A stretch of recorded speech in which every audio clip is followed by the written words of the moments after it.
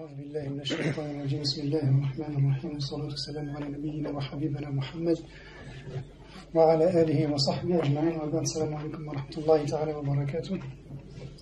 Juste une petite précision, je suis ex-correspondant à la Tribune de Genève. J'étais correspondant pendant 4 ans quand j'étais en Égypte, donc de novembre 2011 à peu près je suis rentré en juin 2015. Donc j'ai couvert un peu en Égypte toute l'après-révolution jusqu'au coup d'État et ce qui s'est passé après les tragiques événements qui se sont passés. Mais depuis, j'ai quitté définitivement l'Égypte. Donc je ne suis plus correspondant pour la Tribune de Genève, mais je l'ai été jusqu'à récemment. Le thème qui m'a été soumis, donc l'islam et les médias, c'est un thème qui est très vaste. Pour ça, comme l'a dit Jamel, moi je vais simplement essayer pendant un petit court temps, essayer de poser un certain nombre de bases. Et après, je pense que ce qui est intéressant dans ce genre de débat, c'est justement d'avoir une interaction. Donc c'est un thème large, on peut l'aborder sous beaucoup d'angles. Moi, ce que j'ai essayé de faire, ce qui m'a semblé intéressant, c'est de faire une sorte d'historique, de revenir, de voir comment les médias, pourquoi est-ce que les médias aujourd'hui traitent un peu l'islam de cette manière, avec les unes qu'on voit sur l'affiche qui vous a été proposée. Et en fait, ça a une explication historique. On en est arrivé là parce qu'il s'est passé beaucoup de choses avant, et c'est ce qui m'a semblé intéressant justement de vous proposer. Donc quand on commence, généralement, on parle des années 70, c'est que la perception, en fait, la question qui se pose, c'est est-ce que les médias ont toujours présenté l'islam de cette manière? Et en fait, on va voir que c'est pas forcément le cas. Parce que tout simplement, au départ, on parlait pas des musulmans. La première dualité, ce dont on parlait, c'était les Arabes. Notamment en France, on a été très marqué par la décolonisation, par la guerre d'Algérie, puisque c'était une guerre entre justement les Algériens qui officiellement appartenaient à la France et entre l'armée française, donc qui disait que l'Algérie lui appartenait, et entre les indépendantistes algériens. Et donc, comme vous le savez, l'histoire entre les deux pays, elle a été tragique. Donc pendant longtemps, on n'a pas parlé en réalité des musulmans, mais on parlait des Arabes. On employait souvent dans les médias le terme arabe, le terme felaga pour désigner l'autre, pour désigner l'arabe, pour désigner à l'époque l'indigène, le colonisé. Et donc c'est comme ça que si on reprend à l'époque les unes des magazines, si on reprend à l'époque les chaînes télévision, alors il n'y en avait que 2 ou 3 à l'époque qui appartenaient à l'État français, mais qui donnaient le discours officiel. C'était vraiment les chaînes du service public qui appartenaient à l'État, donc c'était vraiment des chaînes qui c'était des chaînes qui étaient un peu les porte-paroles des différents gouvernements. Et ça va cette manière de parler des Arabes et non pas des musulmans, elle va continuer jusque dans les années 70. Notamment parce que dans les années 70, il va y avoir une guerre entre Israël et un certain nombre de pays arabes, notamment l'Égypte, la Syrie, la guerre de 1973. Et suite à ça, il y a déjà eu la guerre des 6 jours en 67, puis la guerre de 73. Et il va y avoir un événement majeur à ce moment-là, ça va être le choc pétrolier. Donc les pays arabes vont décider, puisque la plupart des pays occidentaux soutenaient Israël contre les pays arabes, et notamment dans un contexte de guerre froide, il va y avoir ce choc pétrolier et on va voir apparaître un certain nombre de unes où les Arabes finalement font la guerre à l'Occident. Donc dès le départ, il va y avoir un peu cette dualité entre le monde arabe d'une part et l'Occident d'autre part. Donc le monde arabe qui est à l'époque incarné un peu par Nasser, qui est un peu le représentant à l'époque du nationalisme arabe, et Israël qui est perçu comme disons les Occidentaux se reconnaissent dans l'État d'Israël. Et donc, à chaque fois qu'il y a une guerre entre Israël et les Arabes, on a déjà ces unes qui apparaissent entre les médias occidentaux qui s'apparentent à Israël contre les Arabes qui seraient forcément de l'autre côté. Vous m'entendez bien? Tout le monde m'entend bien, ça va? Ah, ça marche. Et donc ça va durer jusqu'à une date qui va être une date très importante, jusqu'en 1979. Parce qu'en 1970, qu'est-ce qui va se passer? Il va y avoir la révolution islamique en Iran. Donc là, il faut reprendre un peu le contexte mondial. Donc à l'époque, il y a le monde entier est divisé entre le bloc Est et le bloc Ouest. D'ailleurs, soutenu par l'URSS d'un côté, donc les communistes, et de l'autre, par les États-Unis, et donc ce qu'on appelle le monde occidental ou capitaliste. Et pour la première fois, tous les pays, même les pays musulmans, en réalité, la plupart des pays arabes étaient plutôt proches de l'URSS. Et pour la première fois, il va y avoir véritablement un pays non aligné. Alors il y a eu une tentative avant ça, d'avoir des pays non alignés, mais en réalité, c'était très difficile pour les États de se démarquer soit de l'aide américaine, soit de l'aide de l'URSS. Et là, donc, il va y avoir, comme vous le savez, le Shah d'Iran qui était au pouvoir était soutenu par les États-Unis et il va y avoir une révolte. On va appeler ça une révolution islamique parce que ça va avoir une connotation islamique, notamment dirigée par Khomeini qui, avant la révolution, était réfugié à Paris, en France. Et donc, pour la première fois, on va avoir un État qui se démarque et qui dit, nous, on n'appartient ni à l'Est ni à l'Ouest, on n'est ni avec les communistes athées ni avec les capitalistes américains, nous, on est musulmans, la voie que l'on prône, c'est la voie islamique. Et c'est vraiment à ce moment-là, après cette révolution, que l'islam apparaît comme objet dans les médias français. C'est la première fois qu'on s'intéresse réellement à cette question-là. Donc, par exemple, il y a le Nouvel Observateur à l'époque qui titre « L'Occident devant la grande fièvre de l'islam ». Et ça, je vais y revenir après, ça va avoir une influence majeure par la suite lorsque l'URSS va s'effondrer à la fin des années 80. Le problème, c'est que quand on parle de l'Iran de l'époque, c'est pas les thématiques iraniennes, elles sont pas liées aux thématiques françaises. Dans les médias, on va commencer à entendre parler de chiites, on va commencer à entendre parler de mollahs, d'ayatollahs, de tchador pour parler du voile. Or, ce sont des termes qui sont liés à l'islam iranien, qui est un islam perse, qui n'est pas un islam arabe, alors que la plupart des musulmans français sont d'origine arabe, et au monde chiite, alors que la majorité des musulmans français de l'époque, qui sont issus de l'immigration maghrébine, ils sont sunnites. Mais, si vous regardez, si on reprend les unes de l'époque, les médias, ils vont prendre tous ces mots-là, les insérer dans le débat français, alors qu'ils ne concernent pas les musulmans qui vivent en France. Et pourquoi on voit que la révolution iranienne, elle a eu, et la médiatisation de cette révolution, elle a eu un impact très important sur les consciences et la manière de percevoir de la part des Français. Et l'autre point qui est important, c'est aussi que dès le départ, on va se dire l'islam, il vient et il s'oppose aussi bien à l'Ouest communiste, mais aussi à l'Est capitaliste auquel on appartient. Donc dans l'inconscient et dans l'imaginaire français, dès le départ, l'islam, c'est quelque chose qui vient s'opposer à nous, qui vient s'opposer à nos valeurs, qui vient s'opposer à nos libertés. Donc dès le départ, cette médiatisation, elle a amené une partie de la population à penser comme ça. Le musulman, c'est forcément l'autre. C'est forcément l'autre qui pense pas comme nous, c'est forcément l'autre, parce qu'il y a les images de l'époque, on voit des foules. Notamment, les médias filmaient beaucoup la ville de Téhéran. On les voit prendre après la Révolution l'ambassade des États-Unis. Donc, on voit des femmes complètement voilées de noir. On voit des hommes. Et souvent, les médias, quand vous remarquerez, quand ils parlent de ces questions-là, ils ont tendance à prendre des foules. Souvent, on voit un barbu en train d'hurler comme ça, ou on voit des femmes en train de lever le poing en l'air. Et ça, jusqu'à aujourd'hui, vous ferez attention. Et donc, ça donne cette image que voilà, ce sont des gens qui sont un peu violents, qui sont un peu excités et finalement qui nous en veulent. Ensuite, pour revenir au contexte français, donc ça c'est à la fin, donc l'année 79, ça va être un premier tournant par rapport à ça.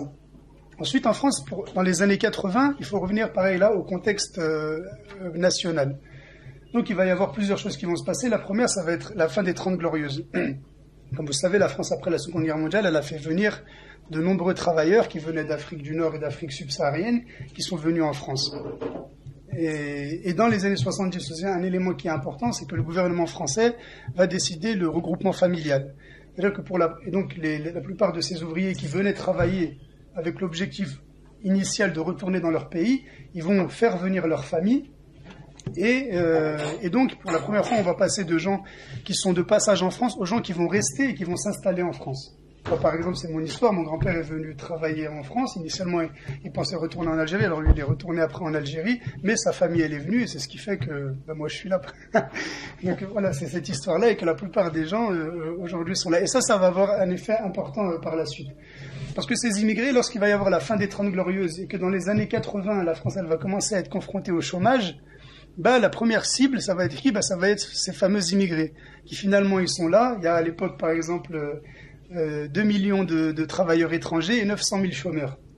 Et déjà à l'époque, je crois que c'était Jacques Chirac qui disait s'il y a 2 millions s'il y a 900 000 chômeurs chez nous et 2 millions d'étrangers, c'est que le problème du chômage, il doit être soluble. C'est-à-dire, en gros, il faisait déjà référence à l'idée que si ces immigrés rentraient chez eux, des Français allaient prendre le travail à leur place et donc que ça allait régler la question du chômage. Mais à l'époque, pareil, c'est pas vraiment le terme musulman qui est mis en avant, c'est plutôt le thème de l'immigration. Notamment dans les années 80 avec la montée du Front National qui commence à prendre de l'ampleur et à pointer du doigt cette immigration qui, vous voyez, les immigrés finalement, ils sont vraiment de trop en France. Donc on parle plutôt d'expulsion des immigrés, des étrangers. Et notamment en 1986, lorsqu'il va y avoir de la dissolution de l'Assemblée et des élections législatives, c'est là où le Front National va faire une percée en 1986 et ils vont avoir plus de 30 députés à l'Assemblée. En 81, lorsque la gauche prend le pouvoir, donc François Mitterrand devient président, il s'allie avec les communistes. On a un gouvernement de gauche et d'extrême gauche. Et logiquement, un gouvernement de gauche et d'extrême gauche se doit d'être solidaire des travailleurs. Il se doit d'être solidaire des ouvriers, puisque c'est sa base électorale. Et à l'époque, le Parti communiste fait des scores très élevés. Donc ils sont très influents au gouvernement. Et donc ils sont gênés, eux, de s'en prendre à des travailleurs ou même à des immigrés en tant que tels, parce que logiquement ils sont pro-ouvriers, ils sont pro-internationalistes. Donc qu'est-ce qui va se passer à ce moment-là? Une dérive sémantique qu'il va y avoir, c'est qu'ils vont plus s'en prendre aux immigrés en tant qu'ouvriers, ou aux ouvriers en tant qu'immigrés, ils vont s'en prendre à eux en tant que musulmans, pour la première fois.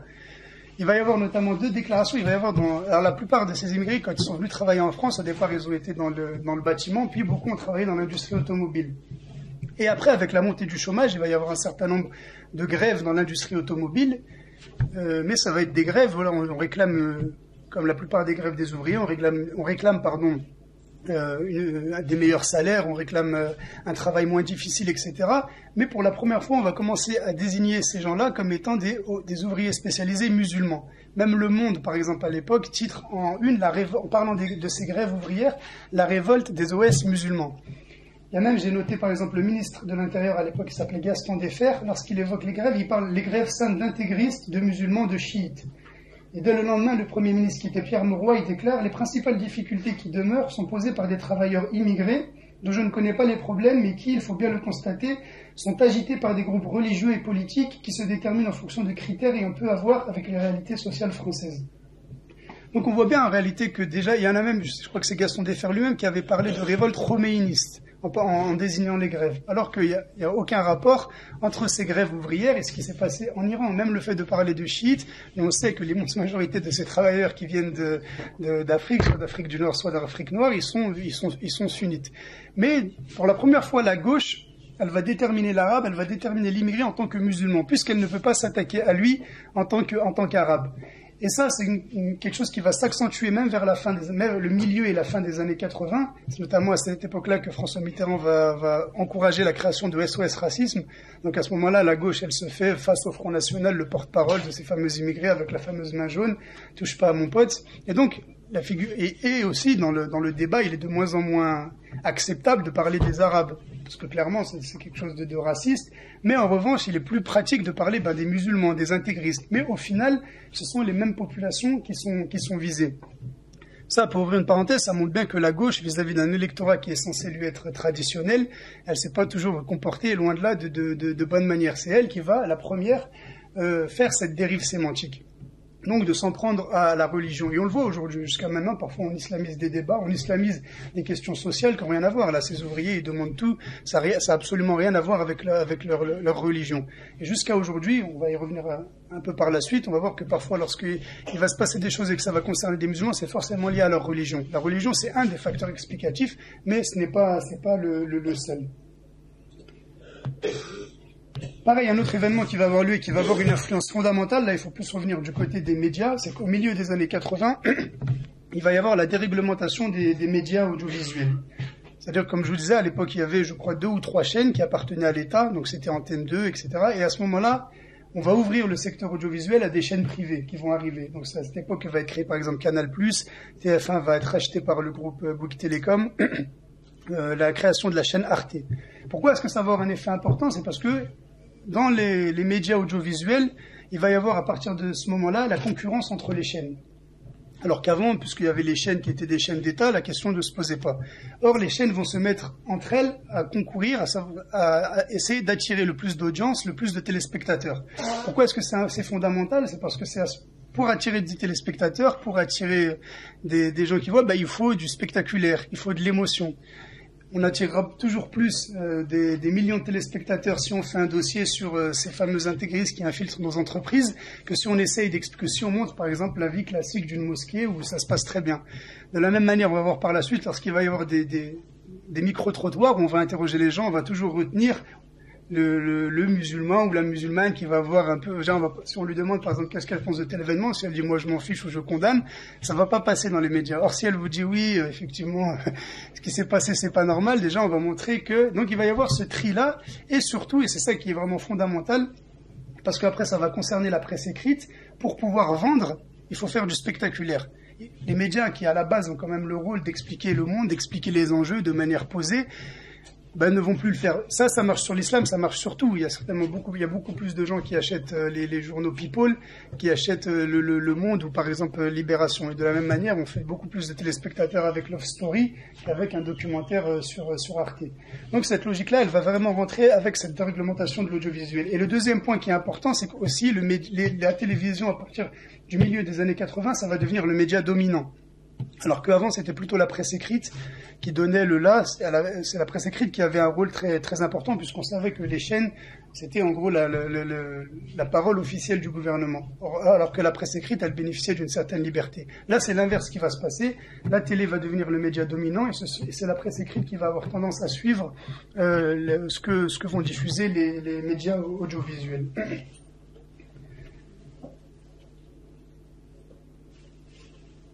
Donc c'est la même chose, donc dans la même logique. Donc comme les magazines et comme la presse écrite, elle va se retrouver concurrencée par les médias. Elle aussi, elle va rentrer dans cette logique de il faut faire de l'audience, il faut vendre du papier.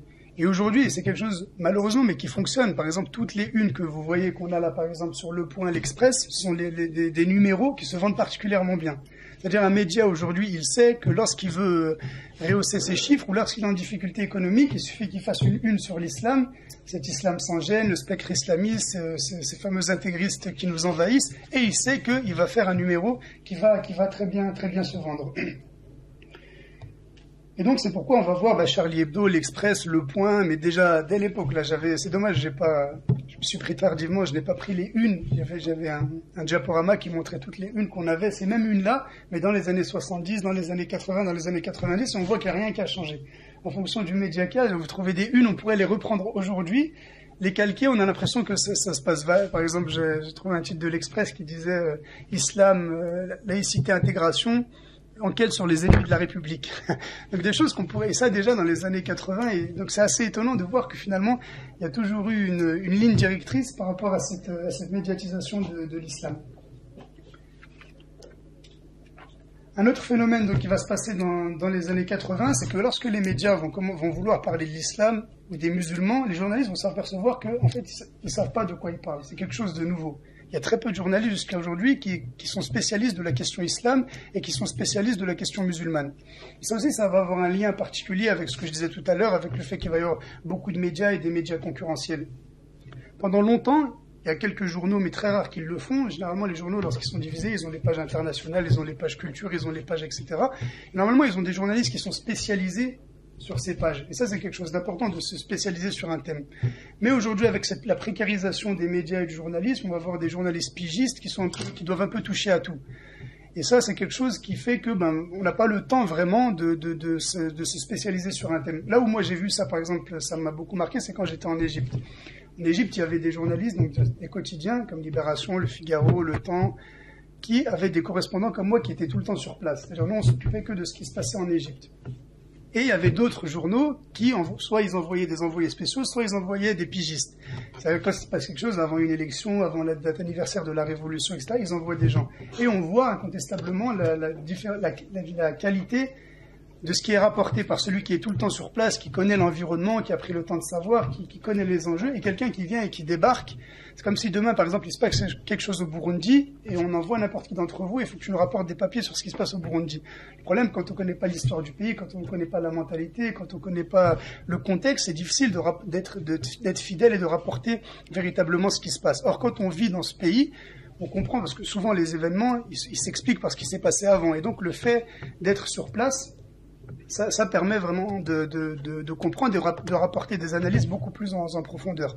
Et donc le fait que les médias vont rentrer dans une logique concurrentielle fait qu'ils vont perdre en qualité et que pareil, pour pouvoir vendre, il va falloir faire du sensationnalisme. Lorsqu'on envoie un pigiste, par exemple en banlieue, on n'attend pas qu'il nous dise que tout se passe bien. On veut qu'il nous ramène justement ce qui se passe dans les coulisses, les trafics de drogue, ce qui se passerait dans les caves, etc.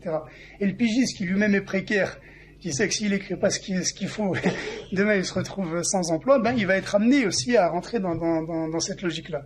Donc il y a vraiment, même dans la manière dont fonctionnent les médias, la manière dont aujourd'hui c'est malheureusement devenu une entreprise comme une autre, finalement, où il faut faire du chiffre, et donc ça va inciter les responsables à vouloir faire, une fois de plus, comme je disais, du sensationnalisme pour pouvoir vendre. Donc, comme je disais, la plupart de ces journalistes, au-delà de ça, ils ne savent pas de quoi ils parlent lorsqu'ils parlent d'islam et de musulmans. Ce qui fait qu'avant, lorsqu'on voulait, pendant des décennies, de la fin de la guerre d'Algérie jusqu'à ce milieu des années 80, lorsqu'on veut la parole de l'islam, on va voir la mosquée de Paris. On s'adresse au recteur de la mosquée de Paris ou au responsable de la mosquée de Paris. C'est eux, en gros, qui donnent le là de l'islam, cette position. Sauf qu'ils vont s'apercevoir avec le temps que les musulmans sont divers, que tous ne se sentent pas concernés forcément par la mosquée de Paris, etc. Donc, qu'est-ce qu'ils vont faire à ce moment-là? Ils vont faire appel à des experts, à des chercheurs. Et jusqu'à aujourd'hui, on voit qu'on a, et d'ailleurs, après le 11 septembre, ça va exploser les fameux chercheurs, experts en terrorisme intégré, certains qui n'y connaissent rien du tout. Des fois, quand on regarde la télé, on les entend parler de l'islam, on se dit, mais attends, de quoi il parle? Est-ce qu'il vraiment, il sait de quoi il parle? Est-ce qu'il est capable d'expliquer? Il mélange tout, le salafisme, le djihadisme, les frères musulmans, les islamistes. C'est vraiment, on voit bien qu'ils sont pas à l'aise, en fait, avec ces sujets. Donc, ils vont faire appel à un certain nombre de chercheurs et d'experts. Le problème, c'est que beaucoup d'entre eux, en réalité, non seulement ils sont pas plus experts, et surtout, ils calquent leur compréhension du monde ils calquent leur compréhension eux-mêmes de l'islam ils vont essayer de calquer leur analyse sur la manière dont eux, ils perçoivent l'islam. Je prends un exemple très concret récemment, on entend beaucoup parler pour ce qui est djihadisme, de Dounia Bouzar. Et parfois, elle dit des choses sur l'islam, on se dit, mais attends, elle est littéralement à côté de la plaque. Dire, par exemple, on entend souvent récemment, lorsqu'il y avait la question du niqab, le niqab, ça n'a rien à voir avec l'islam. C'est quand même difficile à tenir, qu'on dise que le niqab c'est une position minoritaire, que c'est pas obligé, etc. Mais de dire que ça n'a rien à voir avec l'islam, c'est avoir une méconnaissance des textes fondateurs, des premières générations de musulmans, etc. Donc, et ça, c'est quelque chose qui va se multiplier par la suite, c'est-à-dire ces fameux experts, ces fameux chercheurs, ces fameux éditorialistes qui vont être censés expliquer ce qu'est l'islam, alors qu'eux-mêmes sont les plus ignorants, et parfois ils vont avoir, on a par exemple, je sais pas si on le voit moins aujourd'hui, mais des gens comme Alexandre Delval, par exemple, qui à une époque squattait un peu les plateaux télé, et qui venait expliquer que les musulmans c'était un bloc monolithique, était un danger, et qui se faisait passer pour un géopoliticien, alors qu'ils ne connaissaient rien du tout. Mais les médias comme eux-mêmes, connaissent très peu de choses, ce qui ne veut pas dire au passage qu'il n'y a pas quelques experts qui vraiment savent de quoi ils parlent. Par exemple, je me souviens à l'époque, il y avait quelqu'un qui s'appelait Bruno Etienne, qui est décédé depuis, qui faisait d'excellentes analyses. Si vous reprenez ses livres, aujourd'hui, si vous prenez les livres de François Burgat sur la manière dont il parle de l'islam et de l'islamisme, c'est excellent. On voit que ce sont des gens qui savent de quoi ils parlent, qui ont pu rencontrer des acteurs sur le terrain, etc.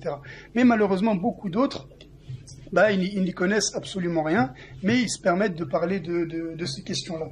Et donc, ils vont commencer véritablement à apparaître à chaque fois qu'on veut entendre parler de l'islam, on va les inviter sur les plateaux télé et ils vont à chaque fois répéter leur vieille rengaine.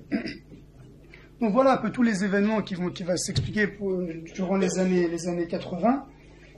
Jusqu'à une année qui, après l'année 1979, va être une année charnière pour trois choses, ça va être l'année 1989, donc la fin de l'année 80. La fin des années 80. Il y a trois événements qui vont se passer et qui vont avoir une influence fondamentale. La première, ça va être la chute du mur de Berlin et donc la fin du bloc soviétique. Pourquoi je vous disais tout à l'heure c'est important?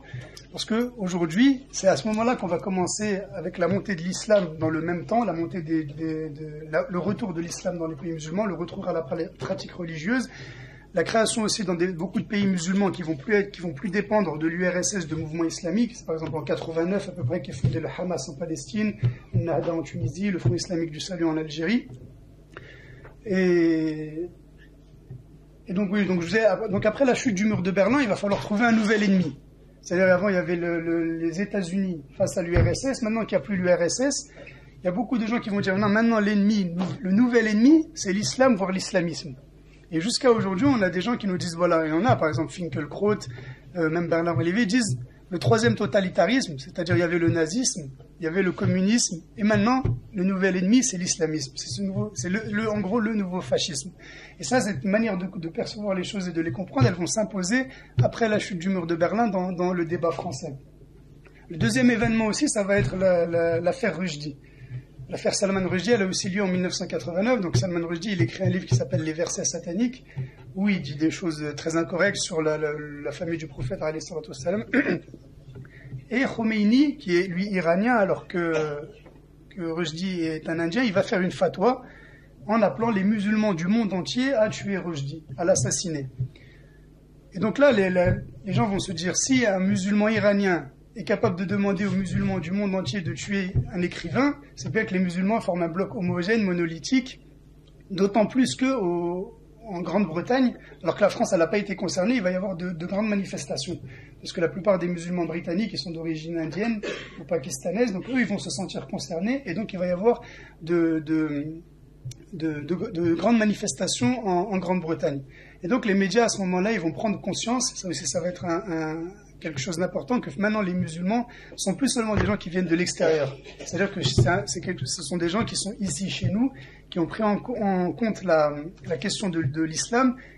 En France, il n'y a pas eu vraiment de réaction, mais les médias vont s'interroger en se disant, mais s'il a appelé les musulmans du monde entier à tuer Rushdie, de quel côté se placent les musulmans de France? Alors que la plupart ne se sentent même pas concernés, il n'y a pas eu vraiment de manifestation, il n'y a pas eu vraiment de réaction, mais déjà à ce moment-là, on va avoir un certain nombre d'émissions qui vont faire place au micro-trottoir, on va aller interroger des musulmans dans la rue, à la sortie des mosquées, alors qu'est-ce que vous pensez des versets sataniques, qu'est-ce que vous pensez de la fatwa, qu'est-ce que vous pensez, et on va être obligés, nous, de s'expliquer, alors que on se sent pas toujours et forcément concerné. C'était un peu une affaire, si on veut, entre guillemets, Charlie Hebdo avant l'heure avec leur une, on vient de dire, alors qu'est-ce que vous pensez de ces fameuses caricatures, comment vous réagissez, est-ce que vous êtes solidaire de la fatwa? Est-ce que vous rêvez de tuer Salman Rushdie? Et donc, dans l'inconscient collectif français, notamment chez les non-musulmans, ça va laisser prendre cette idée que les musulmans, finalement, ils seraient solidaires de tout ce qui se passe, ils seraient contre la liberté d'expression, ils ne seraient pas forcément défavorables au fait de tuer un écrivain. Et la troisième affaire qui va être très importante aussi, et là qui va marquer véritablement le débat français, ça va être la première affaire du foulard à Creil. Donc il y a 3 jeunes filles qui, dans un lycée à Creil, se rendent en cours avec un foulard, et l'affaire, elle va prendre une ampleur nationale. Alors qu'au tout début, le gouvernement français lui-même dit non, c'est un problème local, il n'y a pas raison d'en faire un problème national. Sauf que les médias et un certain nombre d'intellectuels vont vraiment s'emparer de la question, et ça va faire vraiment la une pendant très longtemps. Il va y avoir beaucoup d'appels dans les journaux, etc. Ces 3 événements-là, c'est pour ça qu'on dit que l'année 1989, ça marque véritablement un tournant, d'autant que, comme je le disais, dans le monde musulman, il va y avoir la création de beaucoup de partis politiques islamiques qui vont avoir de plus en plus d'influence dans les pays musulmans. Pourquoi ça c'est important? Parce que c'est à ce moment-là véritablement que va apparaître le mot islamisme. Pendant très longtemps, lorsqu'on parlait d'islamisme, même si vous prenez d'anciens dictionnaires, vous allez trouver la définition islamisme, c'est ce qui est relatif à l'islam. Le problème, c'est comment désigner un mouvement, par exemple, comme le Hamas, qui s'inspire de l'islam. Puisque tous les musulmans ne se sentent pas forcément représentés par le mouvement, mais en même temps, c'est un mouvement qui se réclame lui-même de la religion musulmane, et c'est à ce moment-là véritablement que dans le débat va apparaître le mot islamisme, et c'est dans cette logique-là qu'on va dire, maintenant l'ennemi, c'est plus l'URSS communiste, maintenant le nouvel ennemi qui va apparaître, ça va être l'islamisme. Donc ça va être ce nouveau, c'est pour ça qu'on a aujourd'hui l'islamo-fascisme, le fascisme vert, toutes ces expressions qui sont rentrées et qu'on retrouve souvent dans les médias, elles viennent de ce qui s'est passé justement vers la fin des années 80, début des années 90. Et l'autre fait aussi qui va être important à ce moment-là, c'est que dans les années 70, et donc comme je disais, dans les années 70, on parle d'ouvriers musulmans. Donc dans l'imaginaire français, on a affaire à des ouvriers qui sont la plupart immigrés ou étrangers, donc qui viennent de l'extérieur. Avec l'affaire de Creil, pour la première fois, on va faire non seulement à des musulmans qui sont ici, et avec l'affaire Rushdie, on va prendre conscience que maintenant on a des musulmans qui sont ici, qui sont chez nous, donc ça devient une affaire aussi française et européenne, et en plus de musulmans qui vont, donc en l'occurrence ces jeunes filles qui vont à l'école, donc de ces musulmans qui sont non seulement ici, mais qui sont en plus éduqués. C'est pour ça, c'est vers le début des années 90 qu'on va commencer à parler beaucoup, par exemple, de Tariq Ramadan. On va commencer à voir, j'avais noté par exemple une, si je la retrouve, donc qui dit... Voilà, l'Express en 1994 fait sa une sur Tariq Ramadan, l'homme qui veut instaurer l'islamisme en France. Et aussi avec cette idée, voilà, c'était ça l'idée finale de pourquoi est-ce qu'on va parler d'islamisme, c'est parce que c'est à partir de ce moment-là qu'on va avoir cette idée qu'il y a des mauvais musulmans, méchants, intégristes, ce sont les islamistes, et il y a des gentils musulmans, laïcs, modernistes, et ce sont les simples musulmans. Donc il y a les méchants islamistes et les gentils musulmans. Le problème de la dérive et qu'on a jusqu'à aujourd'hui, c'est que c'est quoi un mauvais musulman, c'est quoi un gentil musulman, c'est quoi un mauvais islamiste? L'islamiste, on s'aperçoit que c'est la fille qui porte le hijab, elle va être directement classée dans la fille islamiste. Ça va être le musulman qui va être un peu pratiquant, ça va être le barbu tout simplement. Et le musulman, finalement, le bon musulman, c'est le musulman qui aura un peu abandonné sa pratique, ça va être le musulman laïque, ça va même être le musulman qui va s'opposer à ce qu'ils appellent l'islamisme. Le musulman qui va dire, moi je suis pour la laïcité, moi je ne porte pas le voile, Ouais, le ramadan, vous savez, alors lui, ça devient, à partir de ce moment-là, le bon musulman. Donc finalement, on s'aperçoit que la dérive, elle est sur le fait que le bon musulman, finalement, c'est le musulman non pratiquant, ou le musulman qui s'est détaché véritablement de sa religion. Le musulman, finalement, pour le français, qui est comme nous, qui fait voir si en plus il peut de temps en temps boire un peu d'alcool, fêter Noël, alors là, c'est le musulman parfait. Donc, ouais, et on la retrouve, cette idée, jusqu'à aujourd'hui. Finalement, quand on parle des islamistes, qui sont les islamistes, parfois l'islamisme, il désigne simplement le musulman qui est pratiquant. Il dit, moi, je suis musulman, je suis pratiquant, je fais mes prières, je jeûne durant le mois de Ramadan. Lui, il commence à devenir un peu suspect.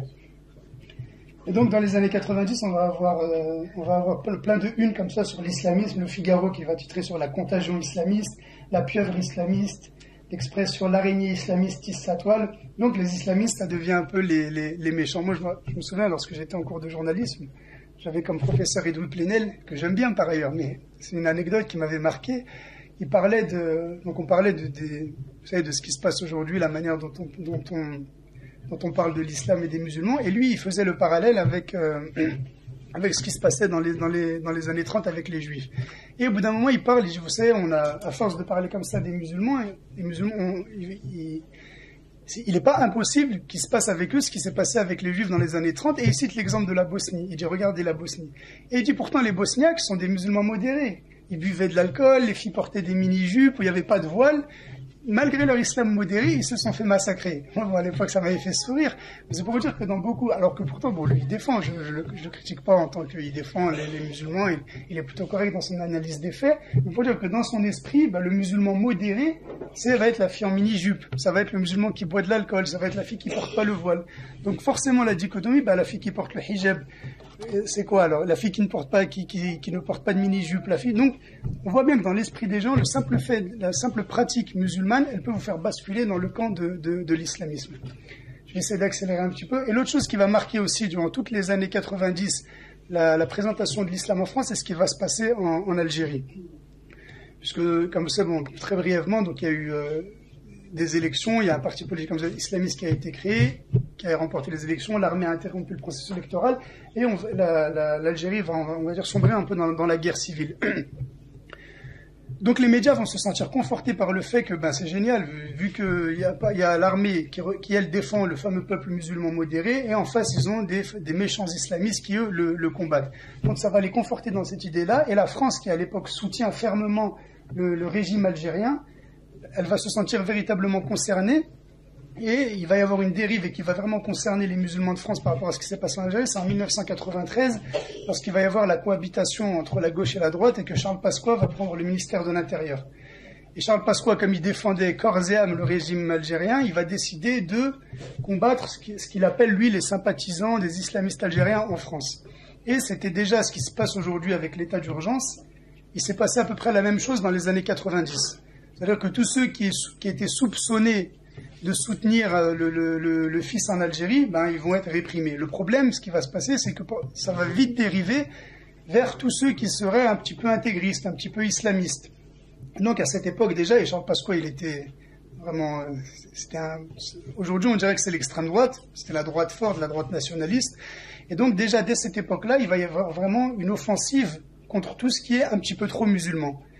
Je vous dis, à l'époque, donc là en 94, on va commencer à parler de Tariq Ramadan, à parler de ces jeunes islamistes dans les banlieues. On va avoir beaucoup de unes qui parlent de ça, et ça va s'accentuer en 1995 quand il va y avoir des attentats directement sur le sol français. C'est-à-dire, tous ceux qui sont un peu trop pratiquants, ou qui seraient un peu trop proches de ces thèses-là, ou qui ne seraient pas forcément favorables au régime algérien, aux généraux algériens, alors ce sont forcément des complices de ce qu'ils appellent les égorgeurs, le GIA, etc. Et donc il faut véritablement, et il est important de se démarquer par rapport à ça.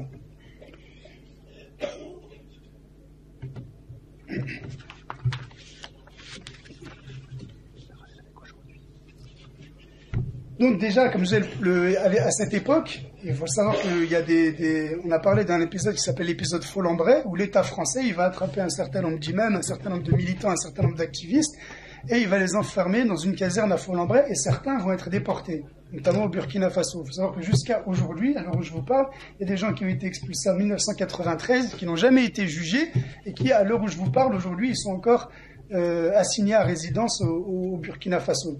Donc ce qui se passe aujourd'hui avec l'état d'urgence, avec ces fameux attentats, il s'est passé la même chose dans les années 90. En fait, on ne fait que revivre malheureusement l'histoire en quelque sorte, avec toujours les mêmes dérives, avec toujours l'accusation qui est portée sur l'ensemble de la communauté musulmane, et toujours cette idée que la pratique religieuse c'est quelque chose de suspect. Un barbu c'est forcément suspect, quelqu'un qui fréquente assidûment la mosquée c'est forcément suspect. Donc véritablement et comme je dis, ce qui va se passer avec Khaled Kelka, ça va marquer encore plus, puisque c'est un jeune qui est français, qui est né en France, qui officiellement va aller en Algérie, soi-disant se radicaliser, qui va venir en France et qui va commettre des attentats sur le sol français. Et là, on va vraiment avoir une apparition de une et de compréhension qui parle carrément d'ennemis intérieurs. C'est-à-dire que là, les musulmans, ils sont nés en France, ils ont grandi dans ce pays et ils se retournent contre leur pays. Et c'est exactement ce qu'on voit aujourd'hui avec les récents attentats qui se sont passés, où on est vraiment, et là on commence véritablement aussi, alors que l'islam était perçu comme une menace identitaire, elle devient, durant le milieu des années 90, on commence à traiter sous l'angle de la menace sécuritaire, comme ce qui se passe aujourd'hui. C'est-à-dire les musulmans, non seulement ils menacent notre identité, mais en plus ils menacent notre sécurité. C'est-à-dire que le barbu ou la femme voilée, on ne sait pas, peut-être qu'ils cachent une bombe sous leurs vêtements, peut-être qu'à n'importe quel moment ils peuvent dériver, sortir une kalachnikov et se mettre à tirer dans la foule. Et donc on va vraiment commencer à traiter, et ça va notamment se voir, puisque, comme je disais tout à l'heure, on fait beaucoup appel à des chercheurs officiellement islamologues, et là on va commencer à faire carrément appel à des experts sécuritaires. Et on le voit aujourd'hui sur les plateaux télé pour nous parler des questions d'islam. C'est-à-dire comment traiter l'islam selon un sécuritaire, comment faire en sorte que ces gens-là ne soient pas dangereux, comment faire en sorte dans leur mosquée, ils ne parlent pas de djihad et de ces choses-là. Et ça va s'accentuer dans les années 2000, avec l'autre événement majeur au début des années 2000, ça va être les attentats du 11 septembre. Donc là, ça va conforter deux idées. La première, c'est que on avait raison. Maintenant, les États-Unis, l'URSS s'est effondré. Le nouvel ennemi mondial, ce sont ces fameux islamistes, puisqu'ils attaquent l'Occident, ils attaquent les États-Unis, et ils osent les attaquer en plein cœur. Et c'est à ce moment-là que Samuel Huntington va reprendre la théorie du choc des civilisations, et son livre va avoir un succès mondial. Et donc à ce moment-là, on va vraiment parler du choc des civilisations, donc l'Occident d'un côté, et en face les musulmans et l'islam, et les musulmans qui vivent en Occident, ces fameux musulmans occidentaux, qui eux ils peuvent pas être du côté des occidentaux, ils sont forcément du côté de ce bloc islamiste, intégriste, qui serait dangereux. L'autre événement plus national qui va avoir lieu, ça va être en 2002, donc le 21 avril, avec la victoire de Jean-Marie Le Pen. En réalité, si on prend le temps d'analyser sa présence au second tour, il n'y a pas eu plus de voix de Jean-Marie Le Pen en 2002 qu'en 1995 au présidentiel. La seule différence qui a fait qu'il a été au second tour, c'est qu'il y avait beaucoup plus de partis de gauche qui se présentaient, et donc ça a éparpillé les voix de gauche, et ça a empêché à l'époque à Lionel Jospin d'accéder au second tour. Au lieu d'avoir cette analyse froide et calme, et de dire que c'est ça, non, un certain nombre de gens vont dire, finalement, si Jean-Marie Le Pen il est passé au second tour, et ça va être encouragé par les partis politiques, c'est qu'on n'ose pas parler des vrais thèmes qui préoccupent les Français. Et donc à ce moment-là, on va devoir se lâcher. Le musulman, on n'a pas osé parler par exemple de l'antisémitisme. Juste avant, dans les années 2000, il y a eu la fameuse intifada en Palestine, et on va voir certains jeunes de banlieue qui vont se solidariser, et officiellement une augmentation, on va dire, des actes antisémites. Donc là, beaucoup de gens vont dire, le musulman, non seulement il menace notre identité, il menace notre sécurité, mais en plus il est antisémite. C'est à ce moment-là aussi que va être créé le mouvement Ni pute ni soumise, qui va transmettre en 2003, qui va transmettre véritablement l'idée que non seulement le musulman il menace l'identité, la sécurité, il est antisémite, mais ensuite en plus il est misogyne. Il parque les femmes, il veut les voiler, apparemment il les viole dans les caves durant des tournantes. À l'époque, pendant 2003-2004, on a parlé énormément de ce phénomène-là.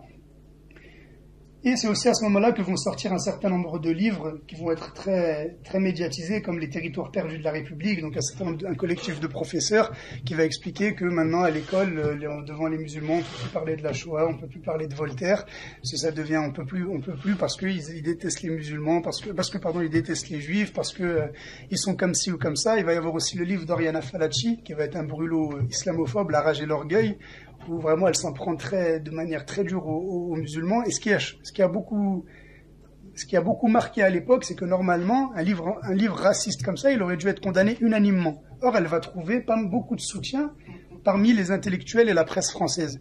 Finkielkraut, Elisabeth Lévy et d'autres vont dire non, finalement, elle ose mettre les pieds dans le plat, elle ose dire la vérité. Alors que dans son livre, par exemple, elle compare les musulmans à des rats qui se multiplient et qui vont coloniser l'Europe.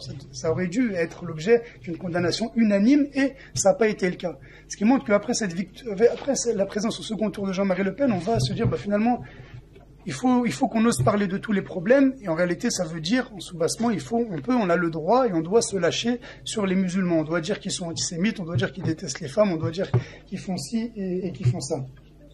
Et donc, ça va amener, en 2004, là aussi, c'est ce qui va beaucoup marquer l'année 2004, ça va être la fameuse interdiction du voile à l'école, la fameuse loi sur les signes religieux à l'école. Et comme on le sait, elle visait en réalité à interdire le hijab à l'école. Et donc, on va expliquer. Alors là, ce qui est intéressant, c'est que l'État français va se placer dans la logique de les femmes musulmanes, puisque ces fameux musulmans, comme nous le dit Ni pute ni soumise, ils menacent les femmes, c'est à nous de protéger ces fameuses femmes-là. Donc l'État français se dit non, on doit les protéger de leurs méchants maris intégristes, de leurs méchants papas intégristes, qui les forcent à porter le hijab, qui les forcent à faire ci et ça, et c'est ce qui va apparaître dans la loi. Tout à l'heure, je vous parlais par exemple des fameux, soi-disant experts ou tout, qui interviennent dans le débat. Je ne sais pas si vous vous souvenez, à l'époque, il y avait une Iranienne qui s'appelait Shadar Javan, qui intervenait énormément dans le débat, qui avait des propos extrêmement violents. Pour vous raconter un peu ce qui s'est passé, je crois que c'est en 2003 où il y a eu le prix Nobel de la paix, c'était Shirin Ebadi qui a eu le prix Nobel de la paix, qui était une femme iranienne. Et on lui a posé la question, qu'est-ce qu'elle pensait de cette loi ? Et elle porte pas le hijab, alors qu'en Iran, c'est obligatoire. Et elle dit, moi je suis contre la loi. Je suis contre la loi, moi j'ai fait le choix de ne pas le porter, mais les jeunes filles qui veulent le porter, elles doivent pouvoir le porter. Et à ce moment-là, à partir du moment où elle a eu cette position, elle n'est plus apparue dans les médias. On l'a plus jamais interrogée sur cette question-là. Et Shadar Javan, on ne sait pas ni ce qu'elle est devenue, ni d'où elle venait. Elle squattait les plateaux télé et elle disait, oui, le voile, c'est... Alors elle avait des propos extrêmement durs. Moi, j'étais obligé de... Alors elle nous racontait son histoire. À chaque fois, elle était hystérique. Si vous tapez sur YouTube, vous allez trouver Mais pour vous dire qu'il y a des gens, on ne sait pas d'où ils sortent, on ne sait pas quelles sont leurs compétences en la matière, mais les médias les invitent, leur donnent la parole. Et voilà, donc elle venait, elle disait oui, le voile c'est l'intégrisme, si aujourd'hui vous acceptez le voile, vous allez céder, demain vous aurez autre chose, il faut absolument pas céder, alors qu'elle n'était pas française, elle n'était même pas censée être concernée par le débat qui était le nôtre. Mais c'est pour vous dire comme parfois les médias peuvent choisir des experts, des chercheurs qui sont... Alors qu'en fait, comme je dis, ils connaissent rien à la question qui est. Pourtant, ils sont régulièrement réinvités, on leur demande régulièrement leur avis, alors qu'ils n'ont pas vraiment de compétences sur le sujet. Et de 2004 jusqu'à 2011, ça va être une succession. Ça va être le voile, puis ça va être les minarets, puis ça va être le halal, puis ça va être les cantines, puis ça va être à chaque fois, en fait, chaque année, il va y avoir une nouvelle polémique qui va intervenir. Et c'est ce qui explique ce que dit vraiment la République face à l'islam, cet islam changeant le spectre islamiste régulièrement, jusqu'aux révolutions de 2011, où là il va y avoir un peu de... C'est vrai, ça y est, j'arrive en 2011, on est en 2016, il me reste pas beaucoup.